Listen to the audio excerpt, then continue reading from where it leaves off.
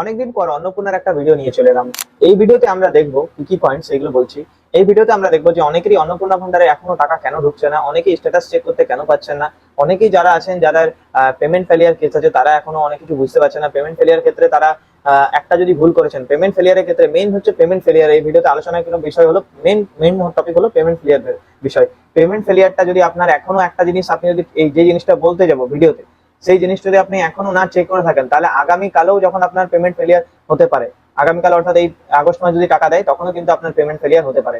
তো কি এই ভুল, কি এই নিয়ে বিষয়টা, পুরো বিষয়টাই জানুন এবং ভিডিওটা শেষ পর্যন্ত দেখুন এবং মন দিয়ে দেখবেন, যাতে আপনারা ভিডিওতে কোনো পার্ট মিস না করেন। বিকজ অন্নপূর্ণা যোজনা সব থেকে বড় প্রকল্পের মধ্যে একটা ছিল, যেটাতে অনেক কিছু ভুল ভ্রান্তি হয়েছিল। সেই কারণে আমি এই ভিডিওটা আরো অনেক বানিয়েছি এবং এই ভিডিওটা আমার বানানোর কারণ একটাই, যে এখন কিভাবে আপনি কি করবেন সেটাই নিয়ে বলার জন্য ভিডিওটা। তো সম্পূর্ণ দেখুন। চ্যানেলে নতুন হয়ে থাকলে অবশ্যই সাবস্ক্রাইব করে দেবেন। তো ফার্স্ট থিং বলে দিচ্ছি, প্রথমে স্ট্যাটাস চেকের ক্ষেত্রে দেখুন, এখন আপনি স্ট্যাটাস চেক করতে পারছেন না। হয়তো কাল পরশু থেকে স্ট্যাটাস যদি আপনার অনও হচ্ছিল, এখন তো আরো অনই হচ্ছে না। মানে আপনি যখন লগ ইন করতে যাচ্ছেন তখন দেখাচ্ছে ওখানে ফ্যামিলি লেভেল ডেটা কালেকশনে যে ব্ল্যাঙ্ক পেজ চলে আসছে, আর কোনো স্ট্যাটাস দেখা যাচ্ছে না। অনেকেরই এটা হচ্ছে। তো আমি আপনাদেরকে এখন বলেছিলাম, দেখুন আপনার এখন আন্ডার ইনকোয়ারি বা পেমেন্ট ফেলিয়ার, যা পেমেন্ট ফেলিয়ারের কেসটা বাদ দিচ্ছি, ওটা একটা আলাদা কেস, ওটা সম্পূর্ণ আলাদা। তো আপনার যা কিছুই প্রবলেম হচ্ছে না, সবকিছুর স্ট্যাটাস এখন কিন্তু আপনার ভিডিও বা মিউনিসিপ্যালিটি ডিএমসির আন্ডারই দেখা যাবে। ঠিক আছে, কর্পোরেশন এরিয়াতে কিন্তু আপনার দেখা যাবে। আর যেখানে আপনার হচ্ছে পঞ্চায়েত এলাকাতে গেলেও আপনার হবে না, ভিডিওতে কিন্তু চেক করতে হবে। বিকজ তাদের কাছে যেই লগ ইনটা আছে সেই লগ ইনে অ্যাপ্রুভ বা ফাইনাল স্ট্যাটাসটা আপনার দেখিয়ে যাবে। অ্যাপ্রুভ নট ফাউন্ডের একটা কেস বলেছিলাম, সেই ভিডিওটা যদি এখনো দেখেনি তো দেখে নিন, যে নট ফাউন্ড হলে আপনি পুনরায় অ্যাপ্লাই করতে পারবেন কিনা। তো সেই ক্ষেত্রে আমি বলে দিচ্ছি যে এখনো কিন্তু ইনকোয়ারি অনেকেরই বাকি আছে, তাদের ইনকোয়ারি কিন্তু চলছে। আশা দিদিরা গিয়ে গিয়ে ইনকোয়ারি করছে। তো অতএব ওয়েট করুন, দেখুন যে আপনারটা কি হয়েছে। যদি ওয়েট করতে না পারেন, আপনি বিডিও অফিসে গিয়ে একবার চেক করুন, হয়ে যাবে। যদি হয়ে গেছে অ্যাপ্রুভ, অনেকেরই অ্যাপ্রুভ হয়ে গেছে, তাও আন্ডার ইনকোয়ারি দেখাচ্ছে। অতএব এটাই একটা সমস্যা, যেটাতে আন্ডার ইনকোয়ারি দেখানোর কারণ এখন তার কিছুই দেখাচ্ছে না। এটা কোনো সমস্যা নয়, এটা অ্যাকচুয়ালি পোর্টাল আপডেট করছে। আর 3 তারিখ পর্যন্ত এটা হয়তো চলতে পারে মেবি, অনেকেরই দেখাচ্ছেও। তো এবারে চলে আসি পেমেন্ট ফেলিয়ারের ক্ষেত্রে। দেখুন, পেমেন্ট ফেলিয়ার হয়েছে আপনার আগের মাসে বা তার আগের মাসে, এই মাসেও পেমেন্ট ফেলিয়ার যদি হয়ে যায়, তাহলে আপনাকে কি কি সতর্কতা রাখতে হবে যে পেমেন্ট ফেলিয়ারটা যাতে না হয়। আপনি ফার্স্ট ব্যাংকে গিয়েছেন, আমার কথা শুনে আবার ব্যাংকে গিয়ে আপনি বলবেন যে আধার লিঙ্ক হয়নি, আমারটা চেক করুন। ব্যাংক কিন্তু বলছে আধার লিঙ্ক, কিন্তু তা সত্ত্বেও আপনার বারবার পেমেন্ট ফেল হয়ে গেল।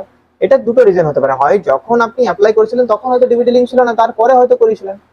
বাট আমি বারবার বলে দিচ্ছি যে আধার লিঙ্ক ব্যাংক থেকে করা আছে, ব্যাংক ওয়ালারা তো বলছে যে আধার লিঙ্ক করে দিয়েছেন, কিন্তু আপনাকে একটা স্টেপ দিয়ে চেক করতে হবে, যে সেই কি এই স্টেপটা, সেটা এই ভিডিওতে দেখিয়ে দিচ্ছি।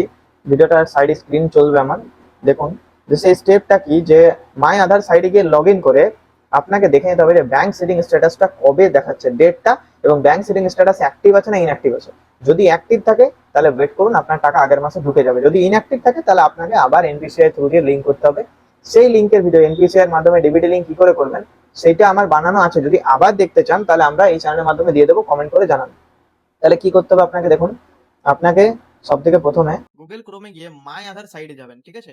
মাই আধার .wp.gov দেখুন, এখানে দেখুন একটা সার্ভার প্রবলেম চলছে। শিডিউল মেনটেন্যান্স দিয়েছে 25 জুলাই পর্যন্ত, একটা মেনটেন্যান্স দিয়েছে, ঠিক আছে। 25 জুলাই এবং 26 জুলাই থাকবে। তো এখানে লগ ইনে ক্লিক করবেন, লগ ইন অপশনে ক্লিক করবেন, আধার নাম্বার দেবেন, ক্যাপচা দেবেন, লগ ইন করবেন, ঠিক আছে। তারপর ব্যাংক সেটিং স্ট্যাটাসে ক্লিক করবেন, দেখিয়ে দিচ্ছি। দেখুন, লগ ইন অপশনে ক্লিক করার পর ঠিক নিচের দিকে যাবেন, ব্যাংক সেটিং স্ট্যাটাস আছে। ব্যাংক সেটিং স্ট্যাটাসে আপনি দেখতে পাবেন যে আপনার অ্যাক্টিভ দেখাচ্ছে, ঠিক আছে। ব্যাংকটাও দেখাবে, আপনি কিছু জিনিস হাইড করা আছে ডিউ টু প্রাইভেসি রিজনের জন্য।